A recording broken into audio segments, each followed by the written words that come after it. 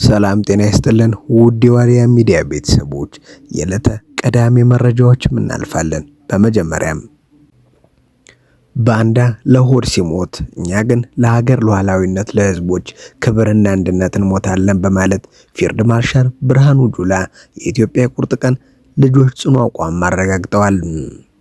ፊልድ ማርሻል ብርሃኑ ጁላ ይህንን የገለጹትም በልዩ ዘመቻዎች ዝም የ2018 በጀት ዓመት የሥራ አፈጻጸም ውይይት ማጠቃለያ ላይ ተገኝተው ስለ ወቅታዊ ሀገራዊ ሁኔታም ለሰራዊት አመራሮች የሥራ መመሪያን በሰጡበት ወቅት ነው።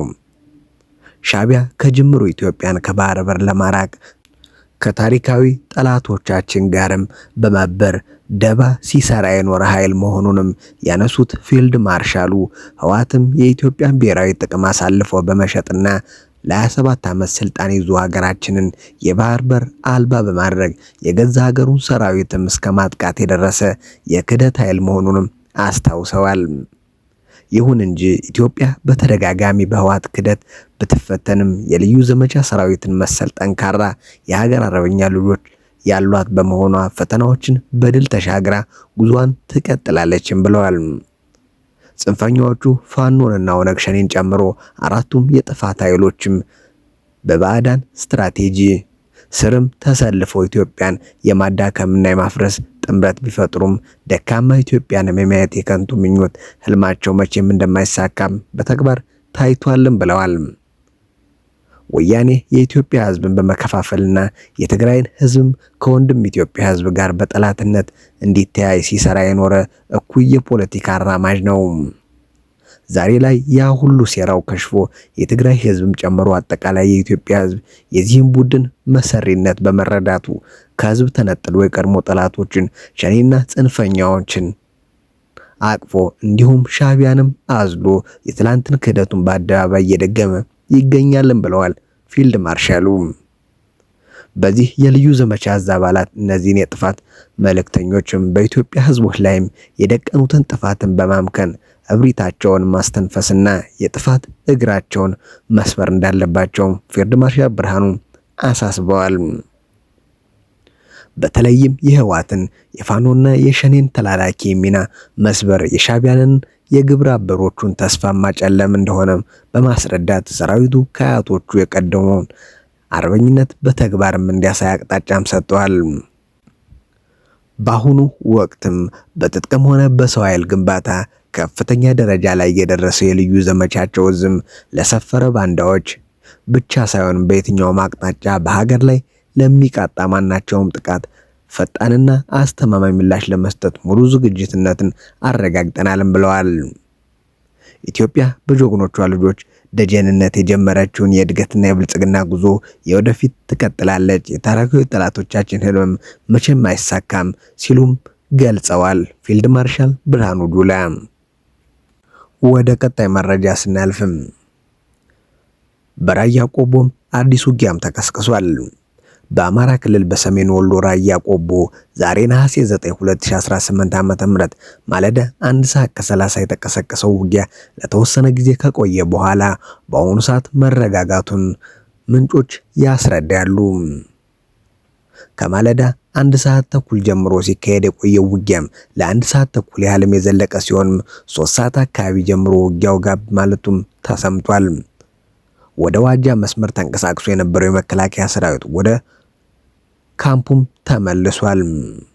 በአዲስ ቀኝ አቅጣጫም የህወሓት ታጣቂዎች ቁጥጥር ስር የነበሩ የባቡር ጣቢያ ጊዜያዊ ካምፖችን ለቀው ወደ ኋላ ማፈግፈጓል። ይህንን ተከትሎ በራያ ቆቦ ከተማ ውስጥም የተሽከርካሪ እንቅስቃሴ ለጊዜው ቆሞ የነበረ ቢሆንም አሁን መደበኛ እንቅስቃሴ መጀመሩንም ምንጮች ያስረዳሉ። ወደ ቀጣይ መረጃ ስናልፍም በሱዳን የስልጣን ሽኩቻ የተጠመዱት ተፋላሚ ኃይሎች አንዱ ሌላውም በጦር መሳሪያ ኃይል ሙሉ በሙሉ አሸንፎ ለመውጣት የሚያደርጉት ጥረት ከንቱ መሆኑንም መሬት ላይ ያለው ነባራዊ እውነት ዳግም እያረጋገጠ ይገኛል። ይህንንም የሱዳን ማለቂያ የለሽ ጦርነትም አዙሪት አስመልክቶ በምስራቅ አፍሪካ ጉዳዮች ጠቅላይ ሚኒስትር አማካሪ የሆኑት አቶ ጌታቸው ረዳ ጠንከር ያለ ትንታኔያዊ መልእክት አስተላልፈዋል። አቶ ጌታቸው በኤክስ ገጻቸው ባሰፈሩት መልእክት ባለፉት ጥቂት ሳምንታት የጀነራል አብዱል ፈታህ አልቡርሃን ጦር በፈጥኖ ደራሽ ኃይልም RSF ላይም ወታደራዊ የበላይነት ማግኘቱን በስፋት ሲነገር ቢቆይም አሁን ላይ ግን RSFም የጦርነቱን ሚዛን ወደ ፖርት ሱዳን አቅጣጫ እየቀለበሰው እንደሚገኝም አመላክተዋል።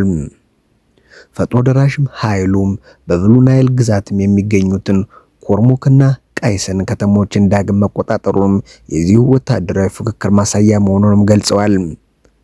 ነገ ወይም ከነገ ወዲያ በጦር ሜዳው ምን ሊፈጠር እንደሚችል በእርግጠኝነት መናገር ባይቻልም ከተሞችና የጦር ሰፈሮች እንደየሁኔታው ከሳምንት ሳምንት በተፋላሚዎች እጅ መቀየራቸው እንደማይቀርም አቶ ጌታቸው አስረድተዋል። ይሁን እንጂ በዚህ ሁሉም መስቀልቅል ውስጥም የሚለዋወጡ ብቸኛው ሀቅም ምስኪኑ የሱዳን ሕዝብም የሚገኝበት ሰቆቃና መከራ ከዕለት ወደ ዕለት እየከፋ መምጣቱ ነው።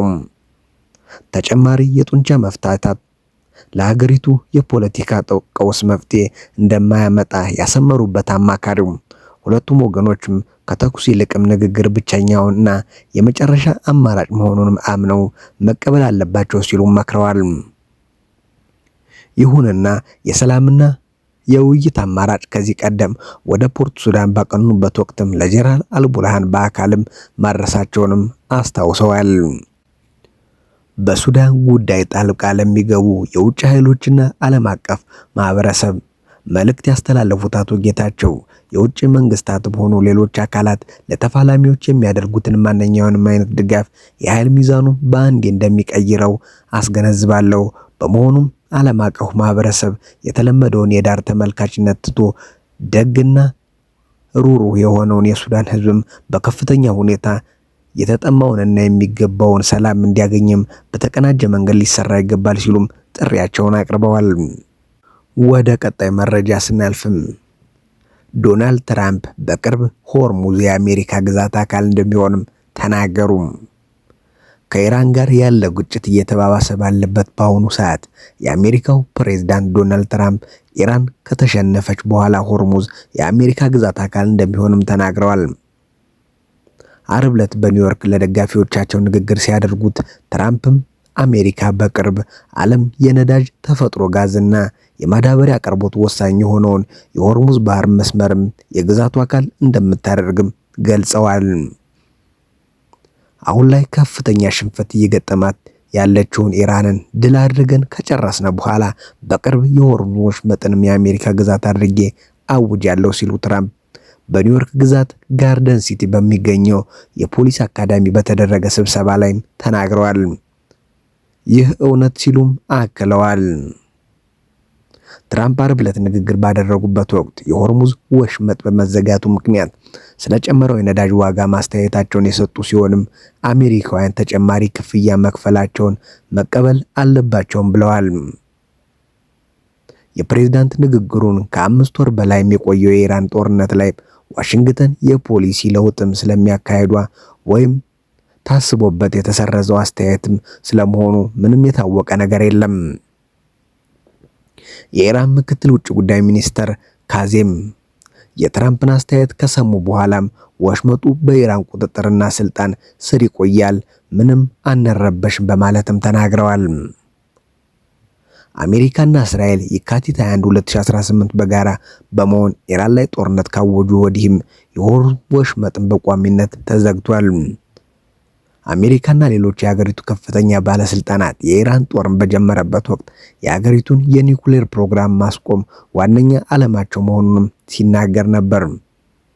ኢራን በበኩሏም ለሚፈጸምበት ድብደባ በባህረ ሰላጤው ሀገራት የሚገኙ የአሜሪካ ጦር ሰፈሮችን እንዲሁም በወሽመጡ በኩል የሚያልፉ ነዳጅ ጫኝ መርከቦችንም በማጥቃት ምላሽ ሰጣለች።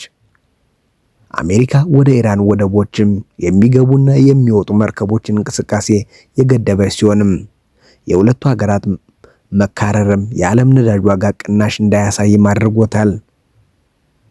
በሰኔ ወር አሜሪካና ኢራን ወታደራዊ እርምጃዎችንም የሚያስቆም የመግባቢያ ሰነድ ቢፈራረሙም ከጥቂት ሳምንት በኋላ ፈርሶ ጦርነቱ ዳግም አገርሽቷል።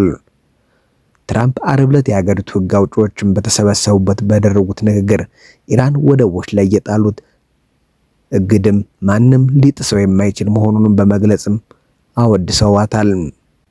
እንዲሁም እርምጃውን በሆርሙዝ በኩል በሚደረግ የመርከቦች እንቅስቃሴ ላይ ለሚደግፉ ሀገራት የሚሰጥ የህዝብ አገልግሎት አድርገውም አቅርበውታል። እያደረግን ያለውን ነገርም ለዓለም የሚሰጥ ትልቅ አገልግሎት መሆኑንም ማስታወስ ብቻ ነው፣ ለእኛ ብቻ ሳይሆን ለዓለም ጭምር ሲሉም የተናገሩት ትራምፕ እግዱን ማስቆም እንደማይቻልና የብረት ግንብ ማለት እንደሆነ አስረድተዋል። ትራምፕ በኒውዮርክ ተገኝተው ንግግር ያደረጉትም በቅርብ ለሚደረገው ምርጫ ለሪፐብሊካኑ ተመራጮች ድጋፍ ለማሰባሰብ ነው። ስላዳመጣችሁ እናመሰግናለን። ቸር ቆዩልን።